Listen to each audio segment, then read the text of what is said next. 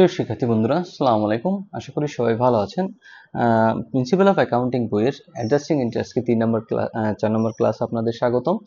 তো যদি আমরা প্রথমেই দেখি যে national university Bibi honours finance and banking 2016, accounting 2018 এবং ঢাকা ইউনিভার্সিটির আন্ডার যে 7 কলেজ আছে সেটা ফাইন্যান্স অ্যান্ড ব্যাংকিংয়ে 2020 সালে এই অঙ্কটা এসেছে। আমরা যদি শুরুতেই অঙ্কটা পড়ি যে mister Raja started business on July 1, 2017 in the name of Raja mobile servicing the balance of his previous accounts on July 31 as follows. এটা মানে জাস্ট 1 মাসের অঙ্ক, কারণ জুলাইয়ের 1 তারিখে শুরু হয়েছে এবং জুলাইয়ের 31 তারিখে তথ্যগুলো এখানে দেওয়া আছে।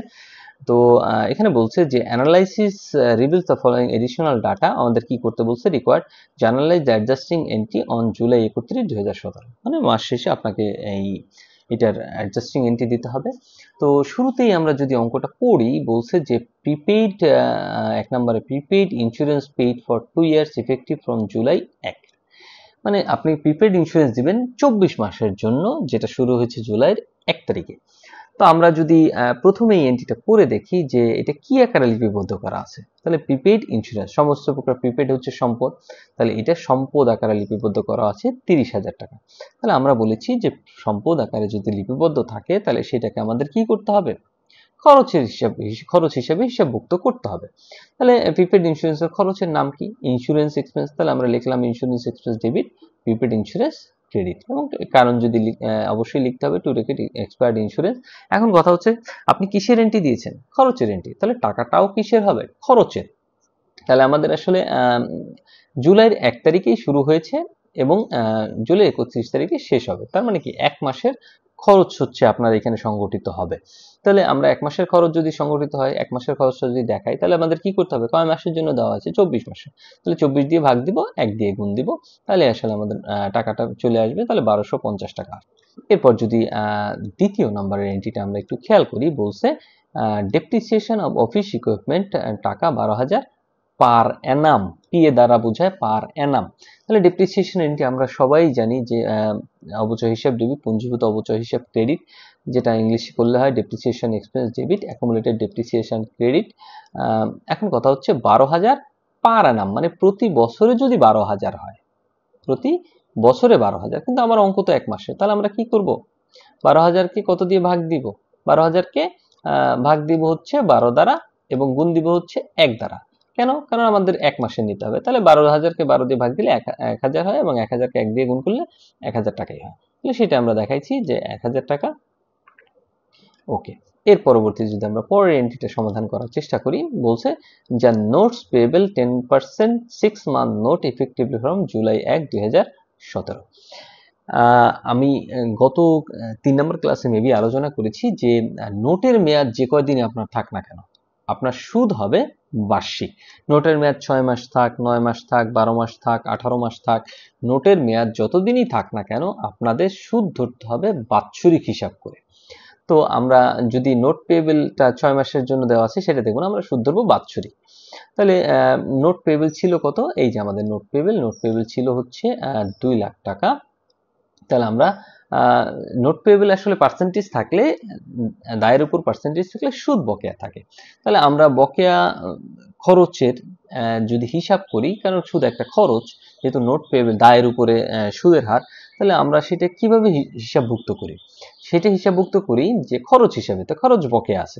তাহলে আমরা খরচ বকেয়ার সবচেয়ে সহজ একটা নিয়ম হচ্ছে যে খরচটা বকেয়া থাকবে তার এক্সপেন্স ডেবিট, এবং যে খরচটা বকেয়া থাকবে তার পেয়েবল ক্রেডিট। তাহলে এখানে আসলে খরচটার নাম কি? খরচটার নাম হচ্ছে ইন্টারেস্ট। তাহলে 3 নম্বর এন্ট্রি আমরা দিব interest expense debit interest payable credit, কারণ যে খরচ থাকবে ওই খরচের এক্সপেন্স ডেবিট এবং ওই খরচের পেয়েবল ক্রেডিট। তাহলে এক্সপেন্সকে আমরা ডেবিট করেছি এবং পেয়েবলকে ক্রেডিট করেছি, হিসাবের নাম হচ্ছে ইন্টারেস্ট। এখন আমাদের যেহেতু ইন্টারেস্টটা বাৎসরিক হিসাব হবে, কিন্তু আমার যাবে তো কয় মাসের? 1 মাসের। তাহলে আমরা এই 2 লাখ টাকার উপর ধরবো হচ্ছে 10%। 2 লাখ টাকার উপর 10% ধরলাম, 12 দিয়ে ভাগ গুণ 1 দিয়ে। যেহেতু আমাদের 1 মাসের অঙ্ক, সুদটা 1 মাসে নির্ণয় করতে হবে, আসে 1667 টাকা, যেটা আমরা নির্ণয় করে দেখালাম। এর পরবর্তীতে যদি পরবর্তী এন্ট্রিটা আমরা যাই, বলছে earn on service is for 6 month starting for July 1, 2017। তাহলে আমরা যদি একটু দেখি যে আর্ন অন রেভিনিউ কত মাসের জন্য দেওয়া হয়েছে? 6 মাসের জন্য দেওয়া হয়েছে। কত মাসের? 6 মাসে, তাহলে আনআর্ন রেভিনিউ কি আছে, 42,000 টাকা আছে। তো আমরা জানি আনআর্ন রেভিনিউ একটি দায়, তাহলে এখানে এই অঙ্কটা কিভাবে লিপিবদ্ধ করা হয়েছে, দায় আকারে লিপিবদ্ধ করা হয়েছে। তাহলে দায় আকারে যদি আমরা লিপিবদ্ধ করি তাহলে তো আমাদের আয়ের জাবেদা দিতে হবে। উল্টা, যদি প্রাথমিকভাবে দায় আকারে লিপিবদ্ধ থাকে তাহলে আমাদের আয় হিসাবে লিপিবদ্ধ করতে হবে। তাহলে আমরা যদি আয় হিসাবে লিপিবদ্ধ করি তাহলে আয়কে ক্রেডিট করতে হবে, তাহলে এই জন্য আমরা আয়কে কি করেছি, ক্রেডিট করেছি সার্ভিস রেভিনিউ। এবং যেহেতু দায় কমে গেছে তাহলে দায়কে আমরা কি করব, ডেবিট করব। এখন কথা হচ্ছে আমাদের কিসের জাবেদা দিয়েছি, আমরা আয়ের জাবেদা দিয়েছি। তাহলে আয়ের জাবেদা দিলে টাকাটাও তো হবে কিসের, আয়ের। তাহলে আমরা দিয়েছি কয় মাসের, 6 মাসের দিয়েছি, 6 মাসের। তাহলে 6 মাসের শুরু হয়েছে কত তারিখে, জুলাই 1, 2017। তাহলে আমরা সেবা তো দিয়েছি শুধু এই মাসে, তাহলে 6 মাসের দিলে আর 5 মাস হচ্ছে আমাদের দায় থেকে যাবে, 1 মাস হচ্ছে আমাদের আয় হবে। তাহলে 1 মাস আয় হলে এই যে আনআর্ন রেভিনিউ টাকাটা আছে 42,000, এটাকে আমরা কি করব, এটাকে আমরা 6 দিয়ে ভাগ দিব, 1 দিয়ে গুণ দিব। যদি এটা দায় আকারে লিপিবদ্ধ করতাম তাহলে 5 দিয়ে গুণ দিতাম, কিন্তু যেহেতু আমরা আয় হিসাবে লিপিবদ্ধ করেছি আমাদের 1 মাসের আয় হবে, এই জন্য আমরা জাস্ট 1 দিয়ে গুণ দিয়েছি। তাহলে আমাদের টাকা হয় কত, 7,000 টাকা। আমরা এটার এন্ট্রি দিলাম। এর পরবর্তীতে যদি আমরা পরেরটা দেখি, পরেরটা বলছে যে সার্ভিস প্রোভাইডেড বাট আনবিল টাকা 12,000, সেবা দিয়েছি বাট বিল করিনি। এইটা একদম সহজ জাবেদা যে আমরা অন্যের কাছে টাকা পাই আর অন্যের কাছে টাকা পেলে দেনাদার বাড়ে। তাহলে আমরা অ্যাকাউন্ট রিসিভেবল ডেবিট করব, এই যে আমরা অ্যাকাউন্ট রিসিভেবলকে ডেবিট করলাম, এবং যেহেতু আমাদের অন্যের কাছে টাকা পড়ে আছে, আমাদের একটা সেবা দ্বারা আয় সংগঠিত হয়েছে, এই জন্য সার্ভিস রেভিনিউ আমরা কি করব, ক্রেডিট করব। তার মানে অ্যাকাউন্ট রিসিভেবল ডেবিট হবে এবং সার্ভিস রেভিনিউ ক্রেডিট হবে। একদিকে সম্পদ বেড়েছে, অপরদিকে হচ্ছে আয় বেড়েছে। এরপর যদি আমরা একদম লাস্টের এন্ট্রিটা দেখি, যে এখানে বলছে যে অন জুলাই 31 আনইউজ সাপ্লাইজ শোজ টাকা 1,000, এখানে সাপ্লাইজ আছে। তাহলে আমরা দেখি যে সাপ্লাইজকে কি আকারে লিপিবদ্ধ করেছে, এখানে সাপ্লাইজকে আমরা দেখতে পাচ্ছি যে সম্পদ আকারে লিপিবদ্ধ করেছে, কারণ সাপ্লাইজটা সম্পদ। তাহলে সম্পদ আকারে লিপিবদ্ধ করলে আমরা কিসের জাবেদা দেব, খরচের জাবেদা দেব। আর সাপ্লাইজের খরচের হিসাবের নাম কি, সাপ্লাইজ এক্সপেন্স। তো সেই জন্য আমরা লিখলাম যে supplies expense debit supplies credit. যেহেতু আপনি খরচের এন্ট্রি দিয়েছেন, আপনাকে টাকাটাও খরচের বসাতে হবে। তাহলে সাপ্লাইজ আমাদের শুরুতে কত ছিল, সাপ্লাইজ শুরুতে ছিল 10,000 টাকা, এবং আনইউজ মানে বা অব্যবহৃত আছে কত, 1,000 টাকা। মানে শুরুতে ছিল 10,000 এবং শেষে এসে দেখতেছেন যে 1,000 টাকা আছে। তার মানে ব্যাপারটা হচ্ছে আপনি মাসের শুরুতে 10টা কলম কিনলেন এবং মাসের শেষে যেয়ে দেখলেন আপনার কাছে 2টা আছে, তার মানে 8টা আপনি খরচ করে ফেলেছেন। তো এইটার ক্ষেত্রে তাই, সাপ্লাইজ আমাদের ছিল 10,000 টাকার, কিন্তু বছর শেষে আমরা যেয়ে দেখতেছি বা মাস শেষে আমরা যে দেখতেছি 1,000 টাকা সাপ্লাইজ আমার হাতে আছে, তাহলে আমাদের 9,000 টাকা কি হবে, খরচ হয়ে যাবে। তাহলে সেই 9,000 টাকারই আসলে আমরা এন্ট্রি দিয়েছি 9,000 টাকা। এই ছিল অঙ্কের সমাধান। চলেন আমরা পরবর্তী যে অঙ্কটা আছে সেটা সমাধান করার চেষ্টা করি। প্রিয় শিক্ষার্থী বন্ধুরা, ন্যাশনাল ইউনিভার্সিটির বিবিএ এমবিএ সকল সাবজেক্টের পরবর্তীতে আপডেট পেতে এই ভিডিওটিতে লাইক করুন, চ্যানেলটি সাবস্ক্রাইব করুন এবং বেল বাটনে ক্লিক করে রাখুন।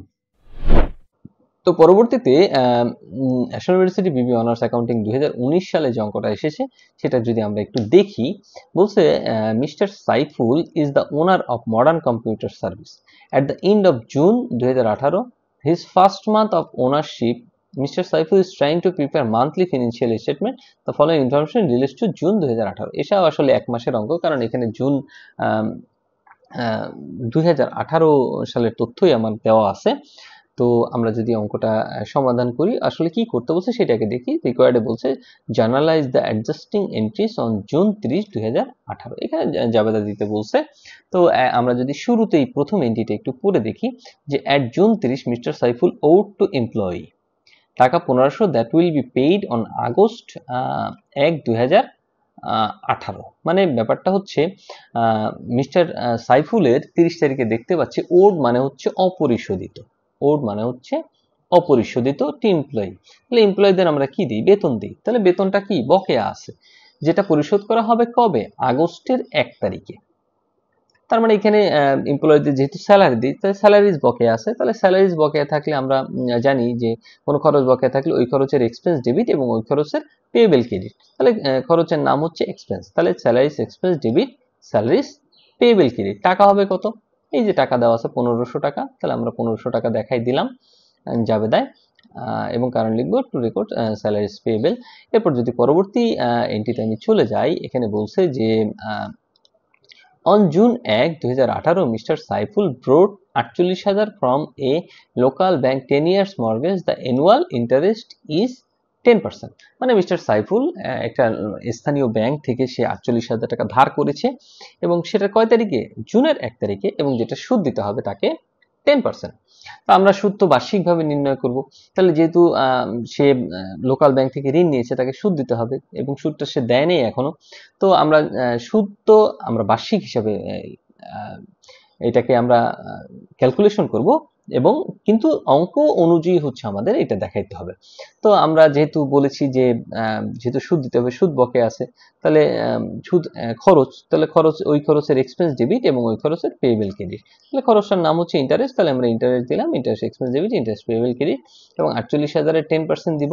যেহেতু আমাদের 1 মাসের অঙ্ক, সুদটা কত দিনে যাবে, 1 মাসের যাবে, তাহলে আমরা এটা 1 মাসে নির্ণয় করলাম, আসছে 400 টাকা। তাহলে আমরা এই এন্ট্রিটা সমাধান করলাম। এরপর পরবর্তী যদি আমরা পরের এন্ট্রিতে চলে যাই, যে বলছে যে service revenue unrecorded on June total 2,500। মানে আমরা সেবা দিয়েছি বাট লিপিবদ্ধ করিনি, তার মানে টাকা পাইনি তাই লিপিবদ্ধ করিনি। তাহলে টাকা না পাইলে আমাদের দেনাদার বাড়ছে। দেনাদার মানে কি, অ্যাকাউন্ট রিসিভেবল।